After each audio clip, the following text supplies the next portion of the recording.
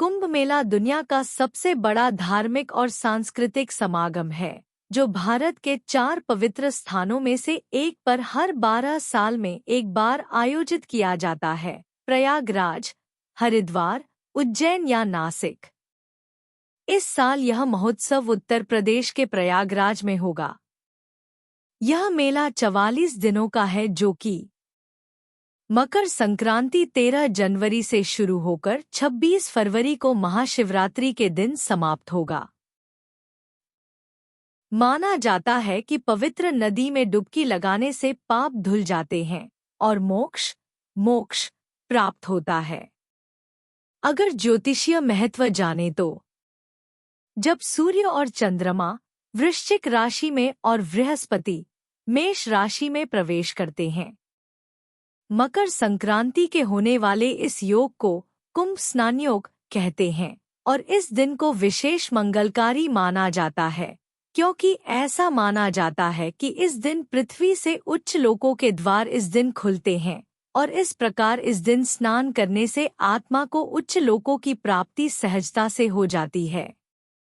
यहाँ स्नान करना साक्षात स्वर्ग दर्शन माना जाता है। कुंभ का शाब्दिक अर्थ घड़ा, सुराही, बर्तन है। यह वैदिक ग्रंथों में पाया जाता है।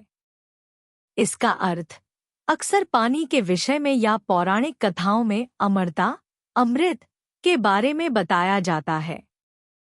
एक मेला शब्द का अर्थ है किसी एक स्थान पर मिलना, एक साथ चलना, सभा में या फिर विशेष रूप से सामुदायिक उत्सव में उपस्थित होना। यह शब्द ऋग्वेद और अन्य प्राचीन हिंदू ग्रंथों में भी पाया जाता है। इस प्रकार कुंभ मेले का अर्थ है अमरत्व का मेला है। कुंभ की कथा की बात करें तो कुंभ पर्व के आयोजन को लेकर 2-3 पौराणिक कथाएं प्रचलित हैं, जिनमें से सर्वाधिक मान्य कथा देवता और दानवों द्वारा समुद्र मंथन से प्राप्त अमृत कुंभ से अमृत बूंदें गिरने को लेकर है। इस कथा के अनुसार महर्षि दुर्वासा के शाप के कारण जब इंद्र और अन्य देवता कमजोर हो गए तो दैत्यों ने देवताओं पर आक्रमण कर उन्हें परास्त कर दिया। तब सब देवता मिलकर भगवान विष्णु के पास गए और उन्हें सारा वृतांत सुनाया। तब भगवान विष्णु ने उन्हें दैत्यों के साथ मिलकर क्षीरसागर का मंथन करके अमृत निकालने की सलाह दी। भगवान विष्णु के ऐसा कहने पर संपूर्ण देवता दैत्यों के साथ संधि करके अमृत निकालने के यत्न में लग गए। अमृत कुंभ के निकलते ही देवताओं के इशारे से इंद्रपुत्र जयंत अमृत कलश को लेकर आकाश में उड़ गया। उसके बाद दैत्य गुरु शुक्राचार्य के आदेशानुसार दैत्यों ने अमृत को वापस लेने के लिए जयंत का पीछा किया और घोर परिश्रम के बाद उन्होंने बीच रास्ते में ही जयंत को पकड़ा।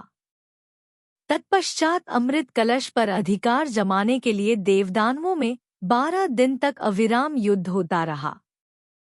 इस परस्पर मारकाट के दौरान पृथ्वी के 4 स्थानों प्रयाग, हरिद्वार, उज्जैन, नासिक पर कलश से अमृत बूंदें गिरी थी। उस समय चंद्रमा ने घट से प्रस्रवण होने से, सूर्य ने घट फूटने से, गुरु ने दैत्यों के अपहरण से एवं शनि ने देवेंद्र के भय से घट की रक्षा की। कला शांत करने के लिए भगवान ने मोहिनी रूप धारण कर यथाधिकार सबको अमृत बांटकर पिला दिया। इस प्रकार देवता और दानव युद्ध का अंत किया गया। अमृत प्राप्ति के लिए देवता और दानवों में परस्पर 12 दिन तक निरंतर युद्ध हुआ था। देवताओं के 12 दिन मनुष्यों के 12 वर्ष के तुल्य होते हैं। अतएव कुंभ भी 12 होते हैं। उनमें से 4 कुंभ पृथ्वी पर होते हैं और शेष 8 कुंभ देवलोक में होते हैं, जिन्हें देवगण ही प्राप्त कर सकते हैं। मनुष्यों की वहां पहुंच नहीं है। जिस समय में चंद्रादिकों ने कलश की रक्षा की थी, उस समय की वर्तमान राशियों पर रक्षा करने वाले चंद्र सूर्यादि ग्रह जब आते हैं, उस समय कुंभ का योग होता है, अर्थात जिस वर्ष जिस राशि पर सूर्य, चंद्रमा और बृहस्पति का संयोग होता है, उसी वर्ष उसी राशि के योग में जहां जहां अमृत बूंद गिरी थी, वहाँ वहाँ कुंभ पर्व होता है।